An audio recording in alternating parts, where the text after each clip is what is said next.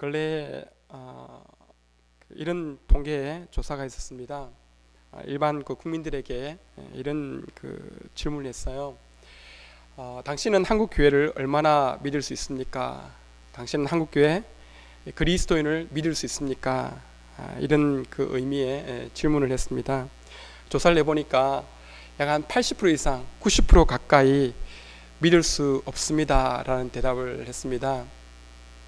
지금 한국 사회가 한국 교회 그리스도인들을 믿을 수 없는 사람이다, 믿을 수 없는 단체다라고 10명에 거의 9명 가까이가 그렇게 생각을 하고 있다는 것이죠. 그래서 이번에는 교회 안에 있는 그리스도인들에게 질문했어요. 동일한 질문입니다. 교회 안에 있는 성도들에게 질문합니다.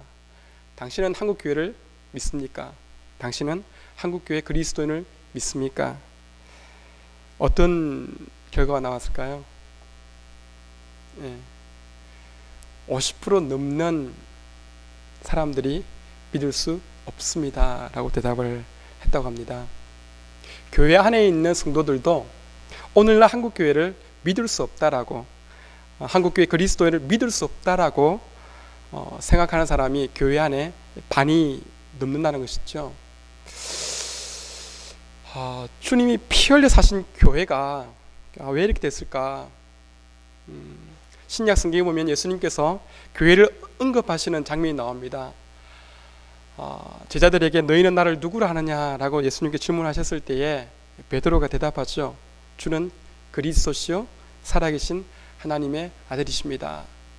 이 신앙 고백 위에 예수님께서는 내 교회를 세우시겠다라고 말씀하셨습니다.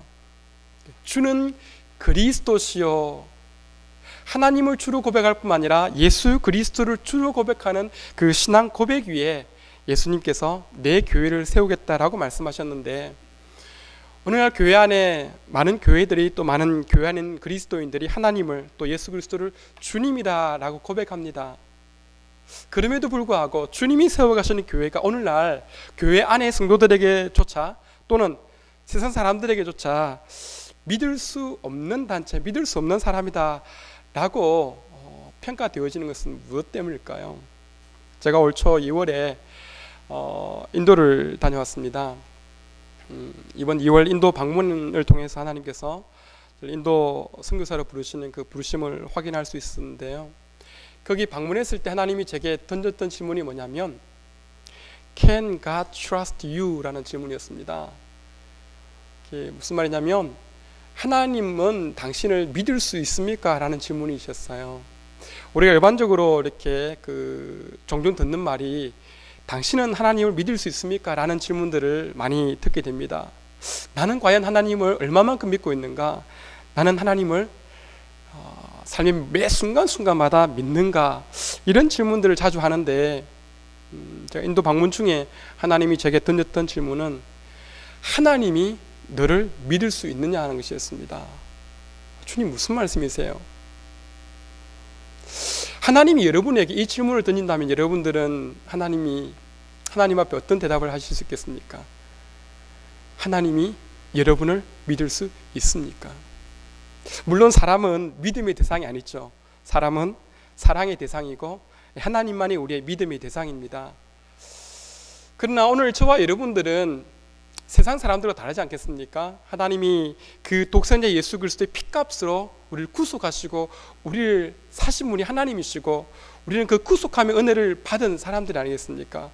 그 하나님께서 오늘 우리에게 내가 너를 믿을 수 있느냐라고 묻는다면 여러분 뭐라고 답하실 수 있겠습니까?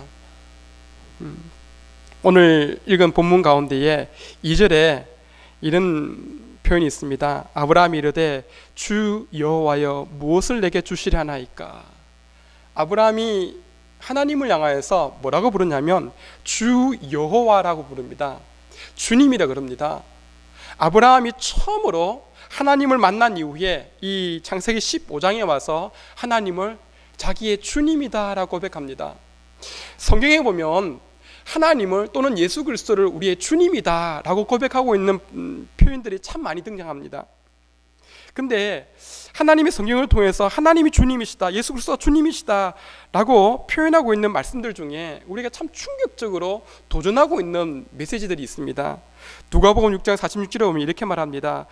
예수님께서 하신 말씀이 있죠. 너희는 나를 불러 주여 주여 하면서도 어찌하여 내가 말하는 것을 행하지 아니하느냐.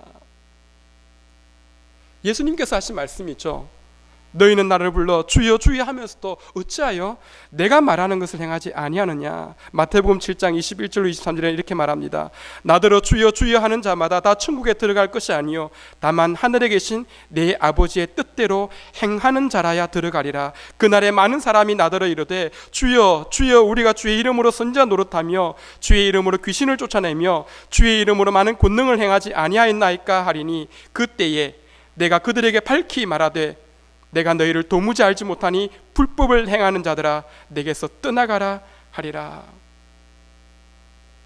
주님께서 우리에게 이 말씀들을 통하여서 말씀하시는 것이 무엇일까요? 우리가 기도할 때나 또는 삶의 순간순간 하나님을, 예수 그리스도를 주님이다 이렇게 고백하는데, 주님은 오히려 우리에게 주여 주여 하면서도 어찌하여 내가 말하는 것을 행하지 아니하느냐라고 도전하십니다. 다르게 이야기한다면 하나님이 나를 믿을 수 있느냐는 것입니다. 하나님을 향해서 주님이다 주여라고 고백하고 있는 우리를 향하여서 하나님이 우리를 믿을 수 있느냐는 것이죠. 아브라함이 하나님을 주 여호와여 나의 주님이시다라고 고백할 때에 이것은 단순한 고백이 아닙니다. 이 창세기 15장 바로 앞에 14장의 마지막 부분에 보면 살렘 왕 멜기세덱이 등장을 합니다.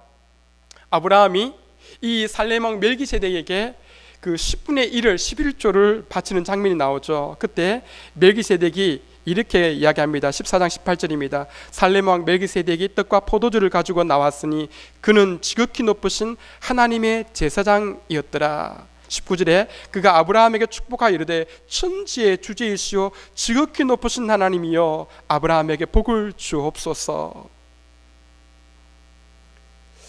그리고 22절에 보면 아브라함이 이렇게 고백합니다. 아브라함이 소돔 왕에게 이르되 천지의 주제이시오 지극히 높으신 하나님 여호와께 내가 손을 들어 맹세하노니. 하나님이 창세기 11장 후반부부터 해서 창세기 12장에 보면 아브라함을 부르십니다. 갈대우르 땅에서 아브라함을 택하여 불러내십니다. 아브라함이 하나님을 처음 경험하게 되었습니다. 그를 그 고향 그 본토 친척 아비 집에서 이끌어낸 그 하나님이 아브라함은 누구인지 잘 알지 못했습니다. 그러나 하나님이 그를 택하여 불러내시는 그 삶을 이끌어간 여정 가운데서 조금씩 그를 택하신 하나님이 누구인가를 아브라함이 알아가는데 이 14장에서 그 하나님이 천지의 주제이신 것을 압니다. 지극히 높으신 하나님이신 것을 깨닫게 되어집니다. 그리고 15장에 와서 그 지극히 높으신 하나님이 자신의 주님이신 것을 고백합니다. 아도나이 하나님이라고 고백하는 것이죠. 여러분, 아브라함이 하나님을 나의 주님이시다, 아도나이 하나님이다 라고 고백할 때 이 주님이라는 것은 단순하게 어떤 그 단어적인 의미, 문자적인 의미만 있는 것이 아니라 관계를 이야기합니다. 아브라함이 하나님을 나의 주님이다 라고 고백하는 것은 내가 당신의 종입니다 라는 뜻입니다. 창세기 14장에서 나의 주인 되신 하나님이 지극히 높으신 만유의 주가 되심을 깨달으면서 그 하나님이 나에게 있어서 나의 주님이시다 라고 고백하는 것입니다. 다르게 이야기하면 자신이 그 하나님의 종임을 고백하는 것이죠. 이게 무슨 뜻일까요? 주인은 주인과 종의 관계에 있어서 종은 주인의 전적으로 소유되어집니다. 그리고 그의 모든 주권이 주인에게 예속되어집니다.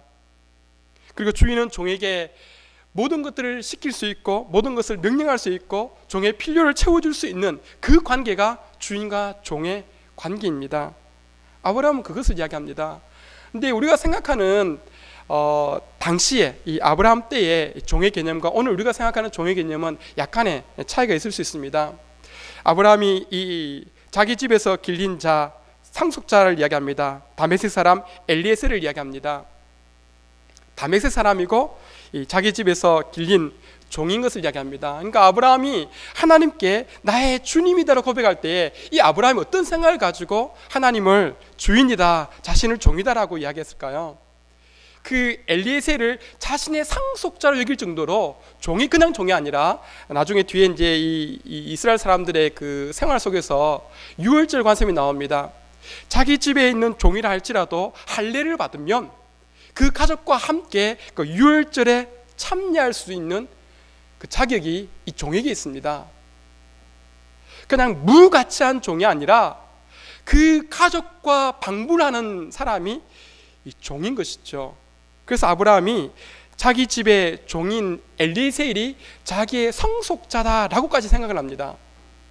그래서 하나님을 주인이라고 고백할 때에 이 아브라함이 생각했던 것은 그런 관계입니다. 주인이기 때문에 아브라함에게 필요한 모든 것들을 공급할 책임이 주인에게 있고, 또 주인은 이 종된 아브라함에게 무엇이든지 요구할 수 있는 권리가 이 주인에게 있다는 것이죠. 그래서 아브라함에게 하나님께서 말씀하십니다. 나는 내 방패요 내 지극히 큰 상급이니라. 이 하나님 말씀에 아브라함이 주 여호와여 무엇을 내게 주시려나이까? 그가 구하는 것이 육신의 자녀, 약속의 자녀, 바로 뒤에 나오는 말씀 이삭입니다. 그러나 그 이삭이 보이지 않는 가운데에 그 주인에게 묻습니다. 무엇을 내게 주시려 하시나이까? 여러분, 이 아브라함과 하나님과의 관계 속에서, 주인과 종의 관계 속에서 우리가 생각해 봐야 될 부분이 뭐냐면, 참 모세의 삶 가운데 등장하고 있는 그 주인과 종의 관계입니다. 하나님께서 이 모세에게 찾아오셔서 이렇게 말씀하시죠. 출애굽기 4장 10절 14절 말씀입니다. 모세가 여호와께 아뢰되 오 주여 나는 본래 말을 잘하지 못하나이다. 주께서 주의 종에게 명령하신 외에도 역시 그러하니 나는 입이 뻣뻣하고 혀가 둔한 자니이다. 여호와께서 그에게 이르시되 누가 사람의 입을 지었느냐? 누가 말 못하는 자나 못 듣는 자나 눈 밝은 자나 맹인이 되게 하였느냐? 나 여호와가 아니냐? 이제 가라. 내가 내 입과 함께 있어서 할 말을 가르치리라. 모세가 이르되 오 주여 보낼 만한 자를 보내소서. 여호와께서 모세를 향하여 노하여 이르시되 레위 사람 내 형 아론이 있지 아니하냐? 그가 말 잘하는 것을 내가 아노라. 그가 너를 만나러 나오나니 그가 너를 볼 때에 그의 마음에 기쁨이 있을 것이라. 하나님께서 이스라엘 백성들을 출애굽하기 위해서 모세를 이제 보내시려고 하십니다. 이제 충분하게 훈련되어진 모세입니다.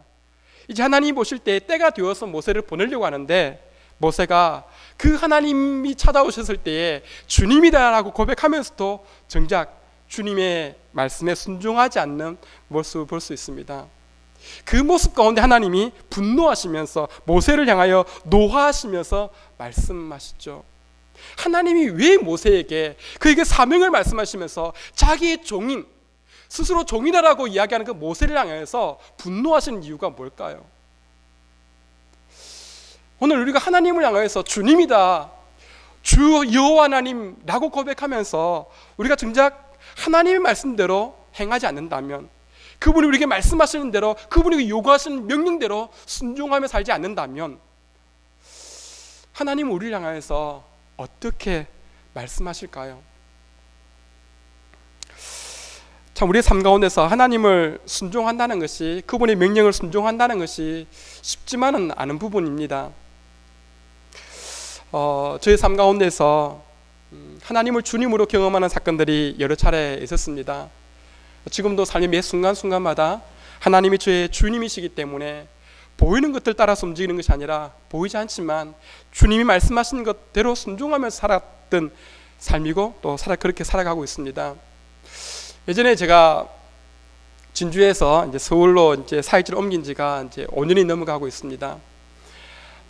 제가 어리전도회 사역을 하고 있기 때문에 진주에서 사역을 하는 동안에도 뭐 선교단체 사역자이기 때문에 집이 없어서 전셋집을 몇 번을 또 옮긴 적이 있습니다. 10년을 진주에 사역하면서 본부로 사역지를 옮기라는 요청을 받고 한 6개월을 기도하며 몸부림을 했습니다. 제가 제 자신을 볼 때 본부에 사역할 만한 그릇이 아니었고 그냥 진주라는 그 시골에서 사역하는 것이 저에게 적합하다고 생각을 했습니다. 왜냐하면 남에서부터 이 사투리가 몸에 비해서 가지고 경상도에 사역을 해야만 이렇게 이 커뮤니케이션이 잘 되는데 서울로 와가지고 사투리 쓰시는 분들하고 사역하기가 어쨌든 하나님의 부르심인가 하여 6개월을 몸부림하면서 기도하는 중에 그것이 주님의 뜻이라면 순종하겠습니다 라고 결정을 하고 본부로 이제 사역지를 정했습니다. 본부로 사역지를 옮기면 본부에서 어린이전도회 본부에서 집을 주지 않습니다. 본부도 뭐 재정이 여유가 없기 때문이죠. 각자 알아서 해야 됩니다. 근데 진주에 있을 때는 제가 이제 진주를 떠나오기 1년 전에 하나님이 사택을 주셔가지고 더 이상 이사하지 않을 정도로 다 리모델링 해가지고 그렇게 1년을 살고 있었는데 하나님이 갑자기 사역지를 옮기라고 말씀하시는 것이죠. 제 아내와 나누고 아이들과 나누었습니다. 같이 기도했습니다. 아내도 그것이 주님의 뜻인 줄 알고 순종하기로 결정은 했지만 당장 서울가 살아야 되는데 집이 없습니다. 기도하는 중에 아내가 울기도 합니다. 하나님 어디 가서 살아야 될까요? 진주에서는 뭐 1억 미만이면 아파트 하나 살 수 있지만 서울에서는 전셋집 하나 구할 수 없는 것이 서울의 물가라고 하는데 뭐 저축한 것도 없고 보이는 것은 아무것도 없는데 그것이 주님의 명령인 줄 알고 순종하며 결정했는데 하나님 어떻게 될까요? 점점 이사를 해야 될 날짜는 다가옵니다. 한 달 남았을까요? 서울 잠실에 큰 처제가 살고 있는데 마침 시부모님이 이제 주문진으로 이렇게 이사를 나가시고 큰 처제네가 40여 평의 그 5층 빌라 제일 꼭대기층 거기에 살고 있었습니다. 한 달을 앞두고 전화가 왔습니다. 형부네 서울 온다면서 본부로 사역지를 옮기게 되었어. 그러면 우리 집 와서 살면 안 되겠어? 라고 요청을 했습니다. 예. 그 요청을 거절할 수 없잖아요. 알았다고 하고는 서울 오자마자 잠실에서 제가 살았습니다. 거실이 운동장 같은 곳에 처제네가 방 2개 쓰고 저희 아이들과 저희가 방 3개를 쓰고 예. 저희 둘째 아들과 이제 조카 아들 둘이 이제 한 방을 쓰고 있었는데 아이들이 커가면서 그 방이 비좁고 처제가 이제 제 아이와 비교를 하는 거예요. 저희 집 아이는 공부를 안 해도 점수가 좀 나오는 것 같은데 조카들은 공부를 열심히 하는 것 같은데 점수가 안 나오고 하는 게 자꾸 비교를 하면서 조카들이 상처를 받는 것 같았어요. 그래서 옮겨야 될 때가 됐나 보다. 그래서 이제 이 집을 알아보는데 뭐 알아본다고 다 집이 있는 건 아니잖아요. 하나님이 때가 되니까 또 SH공사에서 또 이 규정을 그때 법이 바뀌었습니다. 세자녀 특별 공급이라고. 예, 그래서 SH공사에 새로 지은 아파트로 하나님이 저희 집을 옮길 수 있도록 은혜를 베풀어 주셔서 지금 그 아파트에서 잘 살고 있습니다. 잘 살고 있는데 또 옮기라 그러시네요. 하나님이 정말 저희 삶 가운데 저희 가정의 주님이시기 때문에 지금까지 눈에 보이는 것을 따라 움직이지 않았습니다. 서울 올 때도 아는 교회도 없고 뭐 전혀 연고가 없었습니다.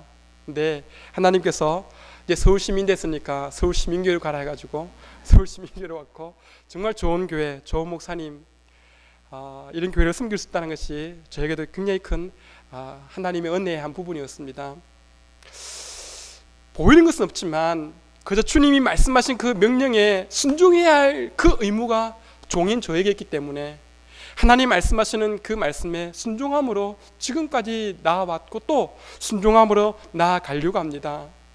하나님께서 모세에게 노하셨던 것은 네가 나를 주님이라고 하면서 주님 되신 그 하나님이 그의 종된 모세에게 이제 가라라고 말씀하시는데 주님, 저는 입이 뻣뻣합니다. 저는 말을 잘 못합니다. 라고 대답합니다. 주님이 분노하시죠. 이사야서에 보면 이사야 6장 1절에 보면 이사야가 환상 중에 이런 환상을 봅니다. 우시아 왕이 죽던 해에 내가 본즉 주께서 높이 들린 보좌에 앉으셨는데 그의 옷자락은 성전에 가득하였고 8절에는 이렇게 말합니다. 내가 또 주의 목소리를 들으니 주께서 이르시되 내가 누구를 보내며 누가 우리를 위하여 갈꼬. 이 이사야가 환상 중에 하나님의 영광을 봅니다. 하나님이 거룩한 보좌에 앉으셨는데 천사들이, 스랍들이 그 하나님 모셨었는데 그 천사들이 6날개로 날개둘로는 얼굴을 가리고 날개둘로는 몸통을 가리고 날개둘로는 날개짓 다음에 창화에 이르시되 거룩하다 거룩하다 거룩하다. 그 거룩한 영광스러운 모습을 이 이사야가 보게 됩니다. 그리고 그 환상 중에 그 하나님을 이 이사야가 뭐라고 고백하냐면 주 여호와여 나의 주님이시다라고 고백합니다. 이 이사야가 하나님을 향해서 나의 주님이시다라고 고백하는데 자기가 주님이라고 고백하는 그 하나님이 뭐라고 이야기하냐면 내가 또 주의 목소리를 들으니 주께서 이르시되 내가 누구를 보내며 누가 우리를 위하여 갈꼬. 이사야가 자기의 주님이라고 고백하는 그 하나님께서 그 보좌 가운데서 내가 누구를 보내며 누가 우리를 위하여 갈꼬라고 이야기하는 이 음성을 이사야가 들었다는 것이죠. 주님 되신 하나님이 그 이사야에게 무엇을 말씀하시는 걸까요? 네가 참으로 내 종이냐? 네가 나를 주님이라고 이야기한다면 내가 누군가를 보내고 싶은데, 내 종을 보내고 싶은데 네가 나를 주님이라고 고백한다면, 네가 나의 참으로 종이라면 네가 갈 수 있겠느냐? 이사야를 부르는 장면이죠. 주님 되신 그 하나님이 이사야에게 명령하고 있는 장면입니다. 여러분, 우리가 하나님을 주님이다, 아도나이 하나님이라고 고백하는 그 고백 가운데는 하나님이 나의 주님이시기 때문에 나의 모든 것이 다 하나님의 것입니다. 내가 원하는 삶이 아니라 주님이 원하시는 대로 주님이 내게 무엇을 말씀하시든지 내가 순종하겠습니다 라고 고백하는 그 고백이, 그 관계가 그 가운데에 전제되어 있다는 것입니다. 여러분, 하나님이 여러분을 믿을 수 있겠습니까? 우리가 하나님을 주님이다라고 고백하는데, 우리가 고백하는 그 하나님을 주님이라고 할 때에 나는 하나님의 종입니다, 그렇게 진실되게 고백하면서 그 주님이 말씀하신 그 명령대로 살아가고자, 순종하고자 몸부림치고 있습니까? 어떤 분이 그런 얘기를 합니다. 순종이란 것은 내가 이해되기 때문에 행하는 것이 순종이 아니라 내가 이해가 안 됨에도 불구하고 그분의 말씀대로 행하는 그것이 순종이다 라고 이야기를 하더라고요. 참 공감이 되었습니다. 이해되어지기 때문에 순종하는 것은 누구나 할 수 있습니다. 이해되니까. 그러나 이해가 안 됨에도 불구하고 주님이 내게 말씀하시기 때문에 나는 알지 못하지만, 나는 이해 안 되지만, 그럼에도 불구하고 순종하는 그것이 나는 당신의 종입니다, 내게 말씀하시는 대로 내가 순종하겠습니다 라고 주님을 주님으로 인정하는 것 아니겠습니까? 이 창세기 15장의 사건이 있고 나서 창세기 17장에 가면 이런 장면이 나옵니다. 아브라함을 아브라함 되게 하시는 장면입니다. 창세기 17장 1절에 아브라함이 99세 때에 여호와께서 아브라함에게 나타나사 그에게 이르시되 나는 전능한 하나님이라. 창세기 15장에서 아브라함이 하나님은 나의 주님이십니다, 아도나이 하나님을 깨닫게 되어지고 그렇게 고백하고 난 뒤에 그의 나이 99세 때에 하나님이 아브라함을 찾아오셔서 시험하십니다. 아들 이삭을 주실 것을 말씀하시죠. 이 신약에 보면 아브라함이 이때 그의 몸에 죽은 것과 그의 안에 사라의 태에 죽은 것 같음을 알고도 더 이상 그로 말미암아 그의 아내로 말미암아 육신의 자녀를 낳을 수 없다는 것을 알고도 하나님을 믿었다라고 이야기합니다. 이해할 수 없는 말씀임에도 불구하고 그가 이스마엘을 낳고 엘레셀을 이야기하면서 하나님 앞에 온전히 순종하지 못하고 있음에도 불구하고, 그런 경험을 했음에도 불구하고 아브라함이 하나님을 주님이라고 고백할 때에 하나님은 아브라함에게 나는 엘샤다이 하나님이다, 나는 전능한 하나님이다 라고 그에게 가르쳐 주십니다. 하나님이 주인 되셔서 우리에게 뭔가를 명령하시고 뭔가를 요구하실 때에 여러분, 그분께 순종하면, 우리가 그분께 순종하기 때문에 우리에게 필요한 모든 것들을 넉넉히 채우실 수 있는 분이 하나님입니다. 그 하나님이 충분하신 하나님, 바로 엘샤다이 하나님입니다.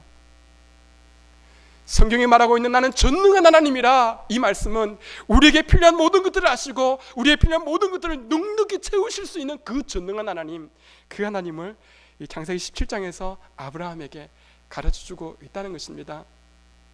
여러분, 우리는 얼마나 자주 우리 중심으로 살아가는지 모르겠습니다. 하나님을 주님이라 고백하면서 주님 대신 그 하나님 중심으로 우리의 삶을 살아가는 것이 아니라, 우리의 삶의 목적을 거기 두고 있는 것이 아니라 나 중심으로,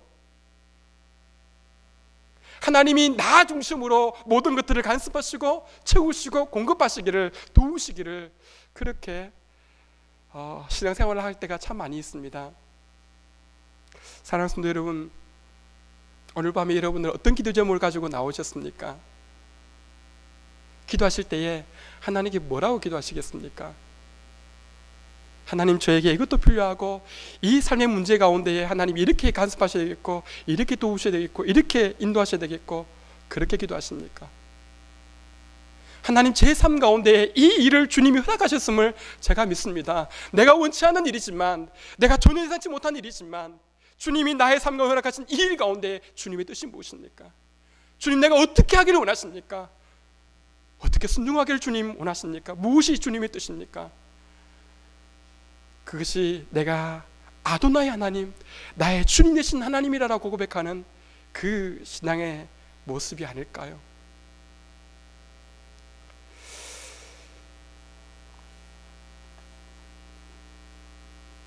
누가복음 14장에 이렇게 말씀하십니다. 수많은 무리가 함께 갈 새 예수께서 돌이키사 이르시되, 무릇 내게 오는 자가 자기 부모와 처자와 형제와 자매와 더욱이 자기 목숨까지 미워하지 아니하면 능히 내 제자가 되지 못하고, 누구든지 자기 십자가를 지고 나를 따르지 않는 자도 능히 내 제자가 되지 못하리라. 우리가 예수님을 믿기로 작정하고 주님을 따르기로 작정할 때에 주님 말씀하신 이 말씀대로 자기 십자가를 지고 내 목숨까지도 무가치한 것을 여기면서 주님을 따르기로 우리가 작정한 것이 그리스도인의 삶이고 제자의 삶 아니겠습니까? 그렇게 신앙의 삶을 시작했는데 어느덧 내가 삶의 중심에 와 있고 주님이 내 삶의 변두리 영역 가운데에 머물고 있는 그런 우리의 모습은 아닙니까? 우리가 정말 하나님을 주님이라 고백한다면 주님 중심의 삶을 살아야 하지 않겠습니까? 이 말씀을 준비하면서 원론적인 이야기입니다. 하나님이 사람을 지으신 목적이 무엇일까? 사람의 제일 되는 목적은 하나님을 영화롭게 하는 것이고, 또 그로 말미암아 그를 영원토록 즐거워하게 하는 것이다. 이 사람의 몸에는 DNA가 있다고 합니다. 모든 동식물에게 DNA가 있죠. 이 인간에게는 영적 DNA가 있다고 생각합니다.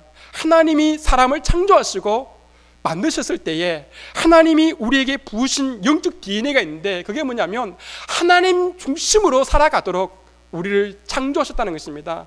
그 영적 DNA를 주셨다는 것입니다. 하나님 중심으로 살아가게 될 때에 그 가운데 참 행복과 참 기쁨을 누릴 수 있도록 하나님이 사람을 만드셨다는 것입니다. 나 중심으로 살아가는 것이, 내가 정작 종이라고 고백하면서 내 중심으로 살아가는 것이 행복이고 기쁨이고 만족인 것처럼 우리는 착각하고 살아갈 것이 아니라 하나님 중심으로 살아가게 될 때에 하나님이 정말 나의 주님이십니다. 내가 이해할 수 없지만 내 삶 가운데 하나님이 행하시고 원하시는 것이 무엇인지 내가 이해할 수 없지만 주님의 뜻대로 살아가길 원합니다. 왜냐하면 하나님은 나의 주님이십니다. 그 고백 가운데서 하나님이 우리를 어떻게 돌보시고 하나님 어떻게 우리의 필요를 채우시는가를 경험하실 수 있을 것입니다. 모세가 여호와의 산에 올라서 하나님이 율법의 말씀 십계명을 받을 때에 그 산 저 아래 있던 이스라엘 백성들이, 출애굽한 이스라엘 백성들이 우상을 만들고 그 앞에서 뛰놀고 난리가 아닙니다. 그 하나님을 대면한 모세에게 하나님이 그 백성들의 그 모습을 아시고는 분노하시죠. 그 백성을 다 진멸하겠다라고 말씀하십니다. 모세를 통하여 새로운 언약의 백성을 만들어 가시겠다라고 하나님이 분노하십니다. 그때 모세가 하나님 앞에 뭐라고 중보하며 기도합니까? 그래도 하나님, 이 백성들에게 소망이 있지 않습니까? 그래도 하나님 한 번만 더 봐주시죠. 그렇게 하나님을 중보하지 않았습니다. 뭐라고 중보합니까? 하나님, 당신의 이름이 저 백성에게 있지 않습니까?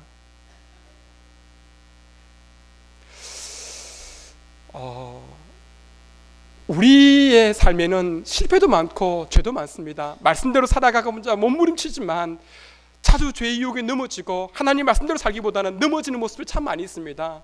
어쩌면 지난 3일 동안 하나님 앞에 부끄러운 모습으로 살았던 모습으로 이 자리에 나오신 분들도 있을지 모르겠습니다.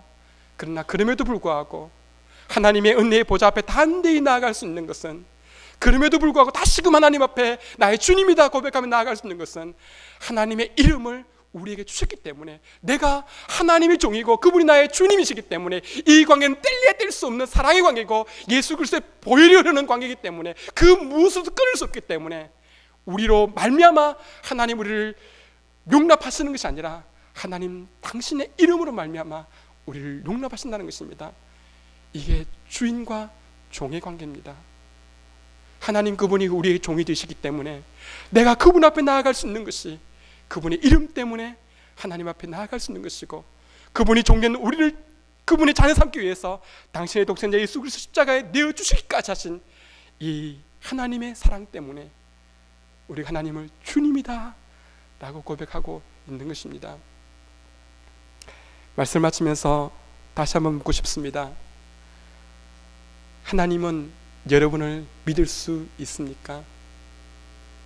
우리는 기도하면서 하나님을 향하여서 아도나이 하나님, 하나님은 나의 주님이십니다, 주여 라고 얼마나 자주 고백하며 기도합니까? 근데 그 주인 되신 하나님께서 오늘 우리에게 스스로 종이라고 고백하는 우리에게 내가 너를 믿을 수 있느냐? 라고 묻는다면 여러분 뭐라고 대답하실 수 있겠습니까? 오늘 기도하실 때에 여러분 내가 원하는 대로 하나님이 응답해 주시도록 기도하시기 전에 하나님이 우리의 삶을 통하여서 행하시기 원하시는 것이 무엇인가? 내가 이 땅 가운데 어떻게 살기를 나의 주인이신 하나님을 원하시는가? 왜 나를 예수 그리스도 믿게 하고 이 땅에 남은 삶들을 살아가도록 남겨두셨는가? 그 주님의 뜻을 헤아리고 주님의 뜻대로 살아가시는 저와 여러분 될 수 있기를 바랍니다.